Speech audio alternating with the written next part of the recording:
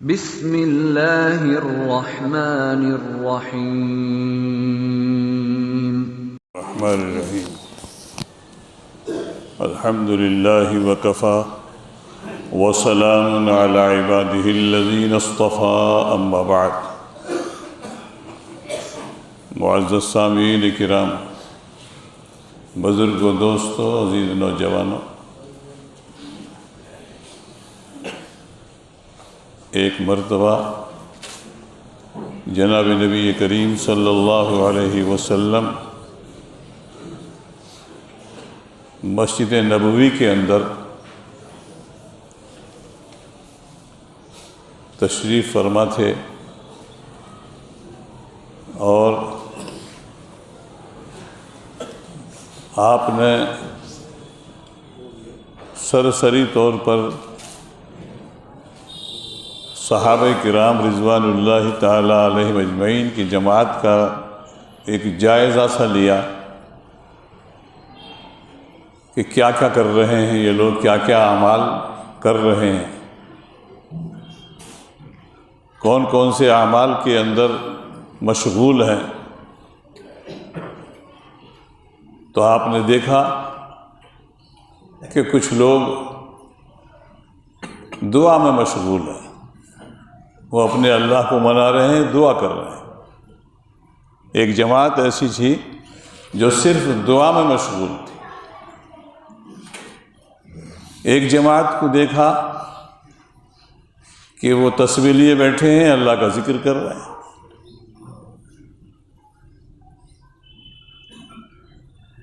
ایک اور جماعت کو دیکھا، آپ کا گزر ہوا تو وہ آپس میں علمی مذاکرہ کر رہے تھے، آپس میں علمی گفتگو کر رہے تھے، ایک دوسرے کو سبق پڑھا رہے تھے، تعلیم دے رہے تھے۔ تو جناب نبی کریم صلی اللہ علیہ وسلم اسی جماعت کے ساتھ میں بیٹھ گئے کہ جو ایک دوسرے کو تعلیم دے رہے تھے اور ایک دوسرے کو سبق پڑھا رہے تھے، اور ایک دوسرے کو حلال اور حرام کے مسائل سکھا رہے تھے۔ اور آپ نے یہ بھی ارشاد فرمایا کہ ہیں سب حق پر، وہ بھی حق پر ہیں، یہ بھی حق پر ہیں۔ یہ مت سمجھ لینا کہ جو دعا کر رہے ہیں وہ گمراہ ہیں یا وہ حق پر نہیں ہیں، یا جو ہاتھ میں تسبیح لیے بیٹھے ہیں، اللہ کا ذکر کر رہے ہیں، وہ حق پر نہیں ہیں۔ آپ نے فرمایا کلہم بخیر، سارے کے سارے خیر پر ہیں، کلہم علی خیر، سب حق پر ہیں اور سب خیر پر ہیں، سارے کام اچھے کر رہے ہیں۔ جو دعا کر رہے ہیں وہ بھی اچھا کام کر رہے ہیں، جو اللہ کا ذکر کر رہے ہیں وہ بھی اچھا کام کر رہے ہیں۔ اور پھر آپ نے ارشاد فرمایا انما بعثت معلما، مجھے اللہ تعالیٰ نے معلم بنا کر کے بھیجا۔ تو آپ ان جماعت کے ساتھ میں بیٹھے کہ جو تعلیم دے رہے تھے، درس دے رہے تھے، سبق پڑھا رہے تھے، حلال و حرام کے مسائل بیان کر رہے تھے، اور ایک دوسرے کو علم دین سکھا رہے تھے۔ بیٹھے آپ ان کے ساتھ میں، لیکن ان کو یہ نہیں کہا کہ تم گمراہ ہو، تم بھی یہاں آ جاؤ، ایک جگہ ہو کر کے کام کرو، یہ اجتماعی عمل ہے، اس میں شریک ہو جاؤ، تم دعا کر رہے ہو تو تم غلط ہو، تم اللہ کا ذکر کر رہے ہو، تسبیح پڑھ رہے ہو تو تم غلط ہو، آؤ کتاب کو سنو۔ آپ نے یہ نہیں ارشاد فرمایا، آپ نے فرمایا وہ بھی حق پر ہے، وہ بھی صحیح ہے، وہ بھی خیر کا کام کر رہے ہیں، لیکن آپ نے اپنی حیثیت بتائی کہ مجھے اللہ تعالیٰ نے معلم بنا کر کے بھیجا ہے، تو ہمیں جو ہے تعلیم کی اہمیت کو سمجھانے کے لیے جناب نبی کریم صلی اللہ علیہ وسلم نے یہ ارشاد فرمایا۔ اور معلم وہ ہوتا ہے کہ جس کے اندر شفقت ہوتی ہے، حلال و حرام کے مسائل اس کو یاد بھی ہو اور دوسروں کو صحیح طور پر پہنچانے والا بھی ہو، وہی معلم ہوتا ہے، اور اس کے اندر شفقت کا مادہ بھی ہوتا ہے۔ وہی معلم کہلانے کا مستحق ہے جس کے اندر شفقت ہو اور سب کو ایک نظر سے دیکھنے والا ہو اور سب کے ساتھ میں خیر خواہی کا معاملہ کرنے والا ہو۔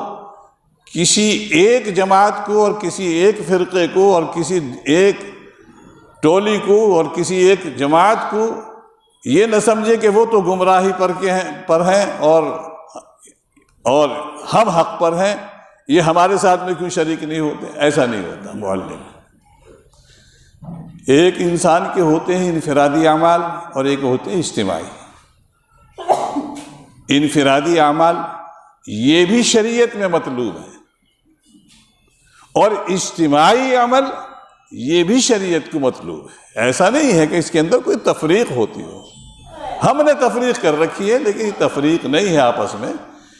انفرادی عمل الگ چیز ہے اور اجتماعی عمل الگ چیز ہے، اور دونوں ہی شریعت کو مطلوب ہے۔ جماعت کی نماز ظاہر ہے کہ یہ اجتماعی عمل ہے، اور اس کے اندر سب کو شریک ہونے کی تاکید ہے، اس لیے کہ جماعت جو ہے شریعت کو مطلوب ہے۔ انفرادی اعمال میں اجتماعیت کو شریک کرنا وہ غلط ہے۔ اسی لیے علماء نے، فقہا نے یہ بات لکھی ہے کہ نفل نماز کی جماعت نہیں ہوتی۔ کیوں نہیں ہوتی؟ یوں تو نہیں ہوتی، اس میں اجتماعیت نہیں ہے۔ نفل نماز کی جماعت نہیں ہوتی، صلاۃ التسبیح کی جماعت نہیں ہوگی، ہاں صلاۃ التسبیح کی جماعت نہیں ہوگی۔ تہجد کی نماز کے بارے میں بھی بہت زیادہ اختلاف ہے۔ رمضان میں تو کر لیتے ہیں کچھ لوگ، لیکن رمضان کے علاوہ میں کوئی تہجد کی جماعت کرنے لگے، بلانے لگے، تداعی کو منع کیا ہے۔ فقہا نے تداعی کو، آؤ بھائی آؤ، آؤ بھائی آؤ، تم بھی آؤ، تم بھی آؤ، تم بھی آؤ، اور ہم جماعت کریں گے، فقہا نے اس کو منع لکھا۔ فقہا نے منع لکھا ہے، تداعی کو منع کیا نفل کے لیے۔ فرض کے لیے تو تداعی ہے، اذان بھی ہوتی ہے، اس کے لیے تو اذان پڑھی جاتی ہے۔ فرض نماز کے لیے یہ اذان جو ہوئی ہے یہ فرض نماز کے لیے ہوئی ہے، نفل کے لیے نہیں ہوئی ہے۔ فرض پڑھو، فَإِذَا قُضِيَتِ الصَّلَاةُ فَانتَشِرُوا فِي الْأَرْضِ، نماز ہو جائے گھر جاؤ، اور گھر جا کر کے اپنے نوافل کو ادا کرو۔ نوافل میں اجتماعیت نہیں ہے، اجتماعی عمل نہیں، نوافل الگ الگ پڑھو، تنہا تنہا پڑھو، الگ الگ۔ فرض کے اندر ہے اجتماعیت، فرض کے اندر۔ اب اگر کوئی جماعت اپنے کچھ اصول مقرر کر لے، وہ اس کے اپنے اصول ہوں گے، دوسروں پر لاگو نہیں ہونے گے، بھائی ایک جماعت نے کوئی اصول مقرر کیے ہیں، وہ اپنے ہیں، اس کے ہیں، ٹھیک ہے کہ وہ کرنا چاہیے، اس کو اپنے اصولوں پر عمل کرنا چاہیے، لیکن اپنے اصولوں کو دوسروں کے اوپر تھوپنا اور یہ کہنا کہ یہ تو غلط کر رہے ہیں، یہ ہمارے اندر کیوں شریک نہیں ہو رہے، یہ غلط ہے۔ بس اتنی سی بات ہے سمجھنے کی کہ شریعت کے مزاج کو پہچانو کہ شریعت ہم سے چاہتی کیا ہے۔ اجتماعی عمل وہ بھی مطلوب ہے اور انفرادی عمل ہے وہ بھی مطلوب ہے، لیکن ان کو آپس میں جو ہے مدغم نہ کرو، آپس میں جو ہے ان کو آپس میں جو ہے ٹکراؤ مت، ان کو ٹکرانا غلط ہے۔ جناب نبی کریم صلی اللہ علیہ وسلم کی اس حدیث پاک سے اور آپ کے اس جائزے سے آپ کو یہ بات معلوم ہو گئی کہ آپ نے ان لوگوں کو جو دعا کر رہے تھے ان کو یہ نہیں کہا آؤ بھائی تم بھی یہاں آ جاؤ، جو دعا کر رہے تھے ان کو یہ نہیں کہا یہاں آ جاؤ، جو تسبیح پڑھ رہے تھے ان کو یہ نہیں کہا تم بھی یہاں آ جاؤ، کہا وہ بھی خیر پر ہے، یہ بھی خیر پر ہے۔ اب ہمارے صاحب کیا کرتے ہیں، ہمارے لوگ کیا کرتے ہیں، ہمارے اپنے لوگ کیا کرتے ہیں، اگر کوئی تسبیح پڑھ رہا ہے، اپنا انفرادی عمل کر رہا ہے تو کہہ رہے ہیں یہ غلط ہے، بھائی وہ کسی کے شیخ نے اگر بتا رکھی ہے، اور پھر صبح کا وقت تو تسبیح کا ہے ہی، فسبحان اللہ حین تمسون وحین تصبحون، اللہ کی پاکی بیان کرو صبح کے وقت میں بھی اور شام کے وقت میں بھی، قرآن کہہ رہا۔ اب اگر کوئی صبح کے وقت میں تسبیح پڑھ رہا ہے، اپنا وظیفہ پورا کر رہا ہے، اور جو شریعت نے بتایا ہے وہ اپنا عمل پورا کر رہا ہے، تو آپ کو کیوں برا لگ رہا ہے؟ اسے کرنے دو، اسے اپنا کام کرنے دو، آپ اپنا کام کرے جاؤ۔ اور یہیں پر مسئلے بتانے شروع کر دیتے ہیں۔ ہاں، یہاں مسئلہ یہ بتا رہے تھے، ابھی ایک صاحب تھے یہاں، وہ مسئلہ یہ بتا رہے تھے کہ اگر آپ نے قرآن کریم پڑھنا شروع کر دیا اور آپ نے 3 پاؤ پارا پڑھ لیا اور پاؤ پارا رہ گیا اور کوئی اجتماعی عمل شروع ہو گیا، تو اسے وہ پاؤ پارا چھوڑ دینا چاہیے اور اجتماعی عمل میں شریک ہو جانا چاہیے۔ اگر ایک رکوع بھی رہ گیا تو ایک رکوع بھی چھوڑ دو اور اجتماعی عمل میں شریک ہو جاؤ۔ بھئی یہ کون سا اجتماعی عمل؟ کوئی جماعت کی نماز تو ہو نہیں رہی تھی۔ ہاں، جماعت شروع ہو گئی، جماعت کھڑی ہو گئی، تکبیر ہو گئی شروع، اور آپ نے آگے سنتوں کی نیت باندھی، منع کیا جائے گا، سنت مت پڑھو، اب یہ سنتیں تمہارا انفرادی عمل ہے، اسے جماعت کے بعد میں پڑھ دینا۔ اور سنو مسئلہ، آپ نے دو منٹ تھے جماعت میں، آپ نے آگے نیت باندھ لی 4 رکعت سنتوں کی، آپ کو دھیان نہیں رہا، آپ نے آ کر کے نیت باندھ لی، جماعت کھڑی ہو گئی، ابھی آپ کی سنتیں پوری نہیں ہوئی، سنتیں پوری نہیں ہوئی، وہ آپ کا انفرادی عمل تھا۔ اب یہ اجتماعی عمل شروع ہو گیا، جماعت کھڑی ہو گئی، جماعت کھڑی ہوئی، آپ نے وہ انفرادی عمل شروع کر دیا تھا۔ اور ایک مسئلہ اس کے اندر اور یاد کرو، کوئی آدمی اگر نفل شروع کر دیتا ہے تو شروع کرنے کے بعد میں وہ نفل نہیں رہتا، واجب ہو جاتا ہے۔ ہاں، یاد رکھنا مسئلے، پہلے تو تھا وہ نفل، لیکن جب آپ نے نیت باندھ لی اب ہو گیا ہے واجب، اس کا پورا کرنا واجب ہو گیا۔